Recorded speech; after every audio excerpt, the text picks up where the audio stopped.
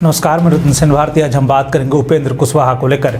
बिहार में सियासी राजनीति को लेकर लगातार बयान सामने आ रहे हैं। इधर जदयू के पार्लियामेंट्री बोर्ड के अध्यक्ष उपेंद्र कुशवाहा लगातार अपनी ही पार्टी के खिलाफ मुखर होकर बोल रहे हैं।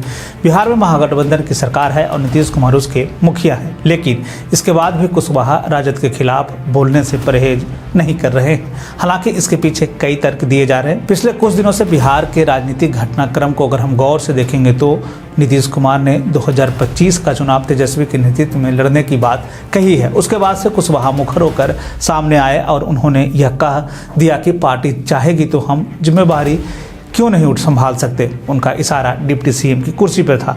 खैर, उन्होंने यह भी कह दिया कि अब जदयू कमज़ोर होती जा रही है, इसको रोकने के लिए नेतृत्व को आगे आना होगा, यानी कि जरूरी विचार करने होंगे। उपेंद्र कुशवाहा के हालिया बयान को लेकर अगर हम देखें तो उन्होंने शरद यादव के निधन को लेकर दिए अपने बयान में उन्होंने कहा था कि आखिरी समय में मानसिक रूप से अकेले हो गए थे, उनकी खोज खबर लेने वाला कोई नहीं था। उन्होंने यह भी कहा कि भगवान न करे किसी को ऐसी मौत मिले। उन्होंने कहा कि जिन लोगों को शरद यादव ने बनाया उन लोगों ने अंतिम समय में उनसे बात तक करना छोड़ दिया। हालांकि इस दौरान कुशवाहा ने किसी का नाम नहीं लिया, लेकिन यह सभी लोग जानते हैं कि शरद यादव लालू यादव के साथ भी और नीतीश कुमार के साथ भी रहे हैं। ऐसे में यह कहा जा रहा है कि कुशवाहा ने अपने इस बयान से लालू और नीतीश दोनों पे निशाना साधा है।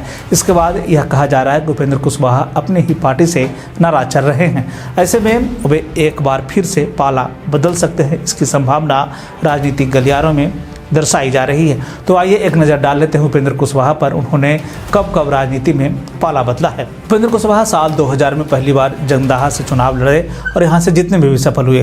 इसके बाद नीतीश कुमार काफ़ी नज़दीक आते चले गए और इसके बाद साल 2004 में बिहार में जदयू और समता पार्टी एक हो जाती है। उसमें उपेंद्र कुशवाहा को नीतीश कुमार नेता प्रतिपक्ष बनाते हैं, लेकिन दोनों नेताओं के साथ लंबा नहीं चला और उपेंद्र कुशवाहा अपनी महत्वाकांक्षाओं के कारण नीतीश से दूर होते चले गए और साल 2007 में जदयू से उनका मोह भंग हो गया और उन्होंने राष्ट्रीय समता पार्टी बना ली। साल 2009 में हुए लोकसभा चुनाव में उन्होंने अपनी पार्टी के साथ चुनाव लड़ा, जिसमें उन्हें बुरी तरह से हार का सामना करना पड़ा। इसके बाद वे फिर से नीतीश कुमार के साथ आए, इसका फायदा उन्हें मिला और उन्हें राज्यसभा भेज दिया गया।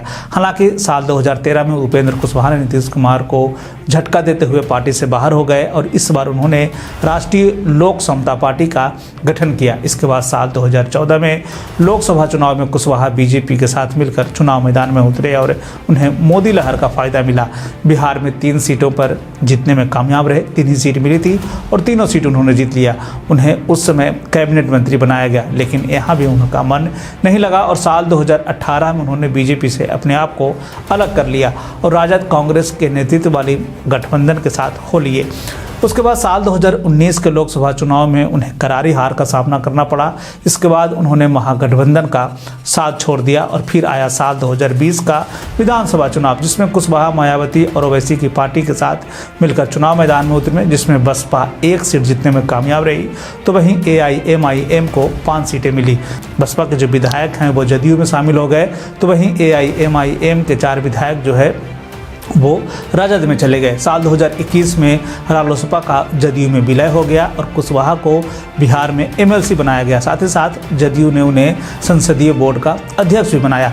ऐसे में अब कहा जा रहा है कि जिस तरह से उपेंद्र कुशवाहा राजद के विरोध में मोर्चा खोल रखे हैं, उसके बाद से जदयू उनके खिलाफ ही कार्रवाई कर सकती है। हालांकि आने वाले वक्त में यह साफ हो पाएगा कि उपेंद्र कुशवाहा पार्टी से खुद बाहर जाते हैं या फिर पार्टी उन्हें निकालती है, लेकिन जिस तरह के बयान सामने आ रहे हैं उससे यही प्रतीत होता है कि अब कुशवाहा का जदयू में भी लंबे समय तक रहना ठीक नहीं लग रहा। ऐसे में वे एक बार फिर से अपना पाला बदल सकते हैं।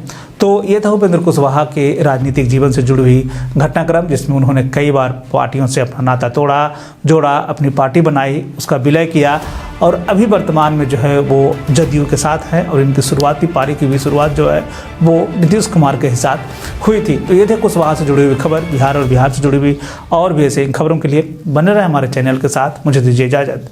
धन्यवाद।